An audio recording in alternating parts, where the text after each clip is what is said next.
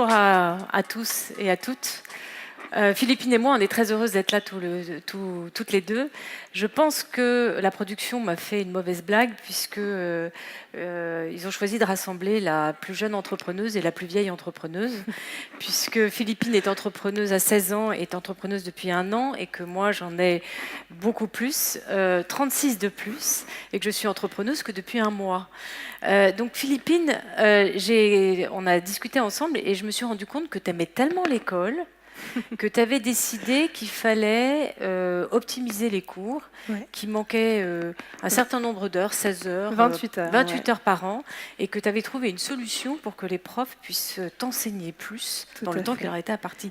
Tu peux expliquer ce que c'est ton projet? Ouais, l'année dernière, j'étais en seconde, j'avais des cours d'économie dans lesquels il fallait que je crée une mini-entreprise et j'avais pas d'idée. Et c'est un soir, quand je suis rentrée chez moi, j'allume la télé, je vois un reportage sur une chaîne de télévision sur un enfant, Charles, de 9 ans, qui a été oublié pendant plus de 8 heures dans son bus en se rendant à l'école. Et en fait, personne ne s'est rendu compte de son absence parce qu'aucun de ses enseignants n'avait fait l'appel. Et j'ai trouvé ça juste aberrant et qu'aujourd'hui, Tu t'es mis la peau de ce pauvre petit Charles Ouais, enfermé dans le exactement. bus. Exactement. Et du coup, ce problème est arrivé à cause des cahiers d'appel en papier. Et donc moi, j'ai décidé de moderniser un peu tout ça et de créer un cahier était d'appel temps. numérique. Ouais, il était temps. Il était temps, au XXIe siècle. Comment il marche ton carnet d'appel numérique? Alors, chaque enseignant a son smartphone ou sa tablette électronique et chaque élève a un petit porte-clés connecté qui permet de faire l'appel de façon numérique et beaucoup plus fiable. Et grâce à mon système, on gagne 28 heures par an à faire l'appel en cours. Ouais. Et ça, c'est énorme. Pour un parent d'élève, il va dire que c'est rien, mais pour un enseignant, ça représente 1 semaine et demie de cours qui pourrait être utilisé à des fins pédagogiques comme du soutien ou de l'approfondissement pour d'autres. Et ça, c'est hyper important. Et alors, j'ai compris que ça envoyait un SMS aux parents s'il n'était pas là. Ouais. Je suis pas sûre que mes enfants, ils auraient été tellement d'accord. Comment tu fais pour combattre cette idée que les élèves sont fliqués? Non, les élèves ne sont pas du tout fliqués. New School se charge au bout de 10 minutes, si un élève est noté absent, d'envoyer un SMS et un email aux parents pour juste leur prévenir que leur enfant n'est pas là. Il n'y a pas de géolocalisation et ça c'est hyper important parce que moi en tant qu'élève j'ai créé ce projet et je voudrais jamais être géolocalisée. Et c'est pas du flicage, ou alors c'est du flicage parce que les systèmes en papier traditionnels qu'on a encore aujourd'hui, de toute façon on appelle les parents, etc. Mais ça c'est le projet. Et alors, je comprends que d'abord c'est en test. Tout à fait, ouais. Ouais. Dans un établissement avec 100 élèves. Et comment ils le vivent? Ils le vivent très bien. Pour eux, c'est un vrai gadget et les enseignants sont ravis parce que c'est vraiment un gain de temps. Et puis tu as d'autres projets en fait. Ça va être on aussi voudrait pour la carte de l'élargir. cantine. Tout à fait, on voudrait l'élargir. Et là, dans moins d'un mois, on va lancer une campagne Kiss Kiss Bank Bank, donc une campagne de Donc financement si vous participatif. voulez aller sur Kiss Kiss Bank Bank, comment s'appelle ton entreprise pour qu'ils puissent repérer tout de suite? New School. Ouais. Tout à fait. Donc vous pouvez tweeter et après je vous retrouve après. Mais voilà, on a besoin d'un certain montant et aujourd'hui c'est l'annonce officielle de notre campagne, donc vous êtes les premiers à la découvrir. Et voilà, donc on a besoin de vous. Tweetez, laissez-nous notre email sur notre site web et puis. Voilà. Et donc tu vas avoir la possibilité d'avoir quoi? La carte de cantine, Carte le de livre... cantine, paiement en cafétéria, l'emprunt de livre à la bibliothèque, ça peut même servir dans le domaine sportif, donc il y a plein de choses à faire. D'accord. Et alors comment tu vas faire? Parce que tu es en première, t'as pas un bac à passer. Il y a le bac qui existe, mais oui. Ouais, donc tu vas passer ton bac, tu vas faire des études, tu vas concilier les deux, comment tu vas faire? Ouais, là je suis en première littéraire, donc j'ai le bac de français à la fin de l'année et j'aimerais bien devenir journaliste. Donc je mets un point d'honneur à continuer mes études. Et après, pourquoi pas, si New School fonctionne, devenir entrepreneur, de faire de ma vie un système d'entrepreneuriat. Mais c'est aussi la question que j'avais à vous poser. Vous êtes passé du monde de l'entreprise en tant que grande dirigeante et puis là, depuis quelques mois, à un monde de l'entrepreneuriat en tant que fondatrice. Qu'est-ce que ça a changé dans votre vie et finalement, lequel des mondes vous préférez? Alors d'abord, ça a à la fois tout changé. Vous savez, il faut que tout change pour que rien ne change. Bien sûr. Moi, j'ai été haut fonctionnaire. J'ai été énarque, Nobody's Perfect. J'ai été haut fonctionnaire. Ensuite, j'ai été travailler pour un grand groupe. Et maintenant, je suis entrepreneuse et je suis toujours Clara. Ouais. Et ce qui m'anime, ce qui m'a animé quand j'étais jeune, ce qui m'anime aujourd'hui, c'est toujours la même chose, qui est à la fois naïf et angélique peut-être, mais j'ai envie de servir mon pays. Et donc avec Gonzague de Binière, on a créé une société c'est une start-up qui a 2 ans maintenant, qui s'appelle Raise, et on est allé en scooter. La le premier investissement qu'on a fait, c'est d'acheter un scooter. Voiture de fonction. Parce que voilà, une voiture de fonction, parce que j'étais un tout petit peu occupée par ailleurs chez GE à essayer d'acheter Alstom, et donc Gonzague venait me chercher, et on est allé voir les grands patrons en leur disant il faut que vous aidiez le pays, donc vous êtes des réussites, investissez chez nous. Nous, on va investir dans des ETI en faisant confiance aux équipes dirigeantes et en minoritaire. Mais la magie du système, c'est que vous, investisseurs, vous allez bien sûr avoir votre retour sur investissement, mais nous, on va donner 50% de ce qu'on gagne à un fonds de dotation. Donc on a une société d'investissement Raise, un fonds de dotation Raise. Et comme nos grands investisseurs qui sont la moitié du CAC 40, on a 40 investisseurs, on a aussi des family office, etc., nous ont fait confiance et on a levé 310 millions d'euros. Ils ont aussi anticipé notre don et on a un fonds de dotation qui a aujourd'hui à peu près 20 millions, qui a donc réinvesti dans la société d'investissement, et chaque année on consomme 1,2 million pour aider, non pas la start-up de Philippines, mais ça va venir dans 2-3 ans, mais les jeunes entrepreneuses et entrepreneurs qui ont déjà réussi, qui ont déjà un chiffre d'affaires de 300 000 à 1 million d'euros, ce sont ceux qu'on oublie, et c'est là où il y a une mortalité extrêmement forte, entre 2 et 5 ans. Et comme on a la chance de plutôt bien connaître l'écosystème, eh bien on fait rencontrer les cadres des grands groupes. Je sais qu'il y en a ici dans cette salle, avec des jeunes entrepreneuses et entrepreneurs. Et on voit bien qu'aujourd'hui, la dynamique qu'on appelle David avec Goliath, c'est de permettre justement aux jeunes entrepreneuses et aux jeunes entrepreneurs de pouvoir se développer, de grandir, et les grands groupes sont là pour les accompagner. Alors, est-ce que c'est différent? Oui, c'est vrai que pendant 10 ans, j'ai pensé GE, j'ai vécu GE. Quand on me demandait quelque chose, je me demandais si c'était bien pour GE. Puis, le 1er février, je me suis levée le matin et je me suis dit que si on me demandait quelque chose, je me demanderais si j'ai envie ou pas de le faire. Bah ouais. Ça change tout. Ça change tout. Philippine, tu as ici un parterre de femmes qui sont chefs d'entreprise, qui sont femmes du digital. Tout. Est-ce que le digital, c'est important pour toi? C'est hyper important. Je crois que toute femme est digitale. Je pense que c'est un mode de vie aussi.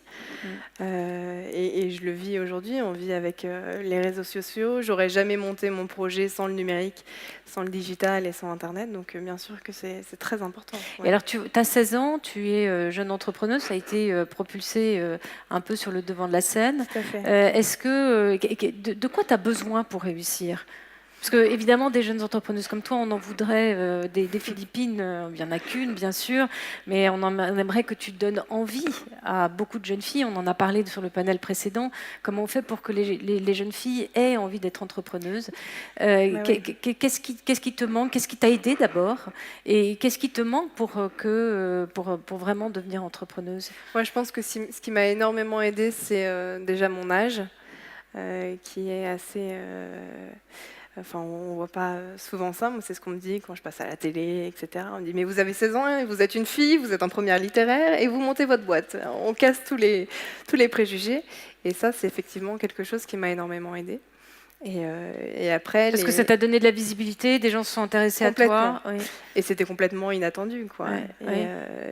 Et par contre, les points négatifs, c'est que, ok, tu es une fille. Ouais. Et donc, une fille ne peut pas monter sa boîte. Et moi, encore à ton âge, dans ta génération, voilà. On pense... Moi, j'ai des amis qui me disent, attends, t'as la journée de la femme, mais non, t'as 16 ans, tu peux pas monter ta boîte.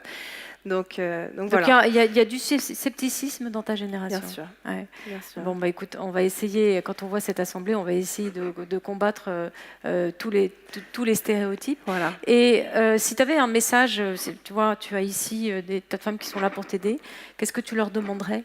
De quoi tu as besoin pour te développer? Est-ce que tu le sais d'ailleurs?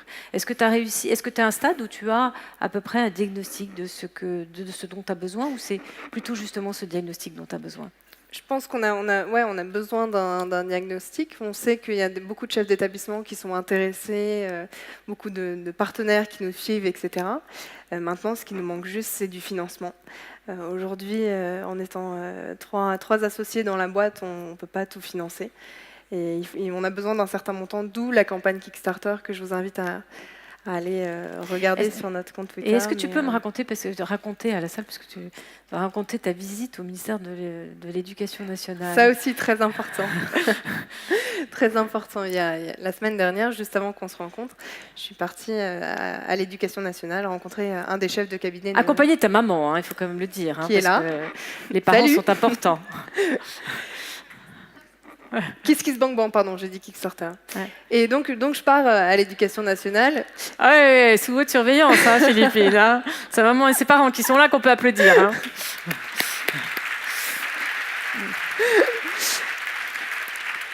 Et donc je me rends à l'Éducation nationale pour présenter mon projet, pour leur expliquer qu'on a besoin de leur aide pour mettre New School dans chaque établissement scolaire. Et puis ils me disent, bon, c'est super votre truc, mais on est en France. En la France, on n'a pas beaucoup de financement. Les établissements scolaires, c'est un peu compliqué, ils n'ont pas d'argent. Le truc, pour que ça marche, votre projet, votre start-up, il faut partir à l'étranger. Et c'est quand même... Ouais. C'est quelqu'un qui est quand même dans le domaine public en France, à l'Éducation nationale française, et qui me dit de partir à l'étranger au lieu de relancer l'économie si on y arrive. Enfin bon. Alors nous ici, on est totalement toutes convaincues que c'est en France qu'on peut développer son entreprise. Des jeunes femmes comme toi chez Raise, on en accompagne beaucoup. Moi, j'ai ma petite... évidemment, il y en a beaucoup qui sont formidables. Moi, j'ai une petite préférée qui s'appelle Never Eat Alone, de Marie Schnegans, à qui j'ai demandé d'ailleurs de t'accompagner et qui va expliquer au grand groupe comment on peut faire pour que les salariés de l'entreprise déjeunent avec des gens de leur choix qui ne sont pas forcément juste assis chez eux, à côté d'eux, mais l'étage en dessous, en partageant leur goût, s'ils aiment le foot, s'ils aiment la couture, s'ils aiment la littérature, etc. Dans le parcours des jeunes entrepreneurs qu'on voit chez Raise, on se rend compte que très souvent, il y a un moment où il faut être accompagné.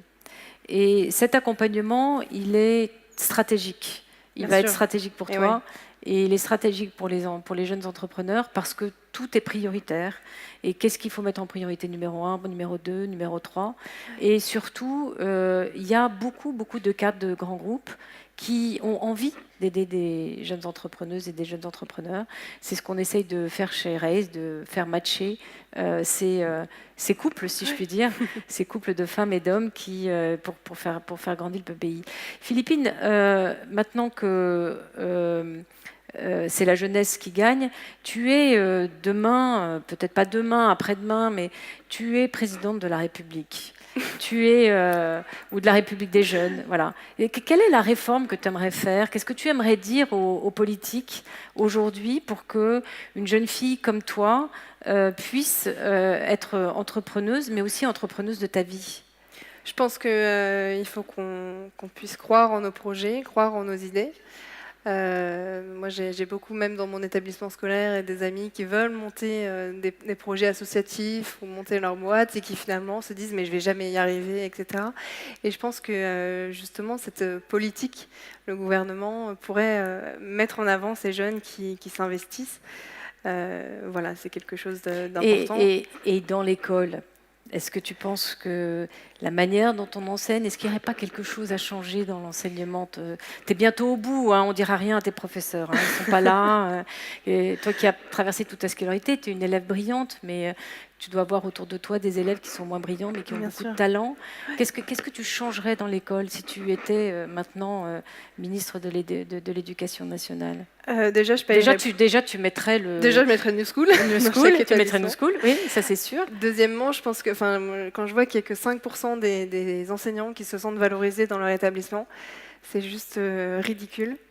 Et ça, je pense que c'est bien représentatif du système français. Et comme je vous disais, l'anecdote avec l'éducation nationale, les profs ne sont pas assez payés, ils ne sont pas assez valorisés, mis en avant. Et puis aussi faire confiance aux élèves, ça aussi c'est important, croire en leurs idées, etc. Les accompagner. Moi, quand j'avais 12 ans, je suis partie un trimestre dans un établissement en Angleterre, donc dans un système éducatif complètement différent, où là j'ai vraiment vu que le système anglais en Angleterre était complètement différent de celui qu'on a en France, où en Angleterre les élèves sont vraiment poussés à se dépasser, on les encourage, etc. Alors qu'en France, c'est le contraire. Et c'est peut-être ça que je changerais si j'étais ministre de l'Éducation. Bon, en tout cas, Philippine, nous, on te fait confiance. Merci. Absolument. Merci beaucoup. Et puis, je ne peux pas terminer sans vous inviter toutes au Women's Forum qui a lieu du 30 novembre au 1er et 2 décembre. Il y a des femmes du monde entier, des hommes aussi qui sont là. Et c'est là où la voix et la vision des femmes peut s'exprimer, pas simplement en France, mais dans le monde. Vous êtes la voix et la vision des femmes du futur, donc je vous y invite. Merci beaucoup. Merci.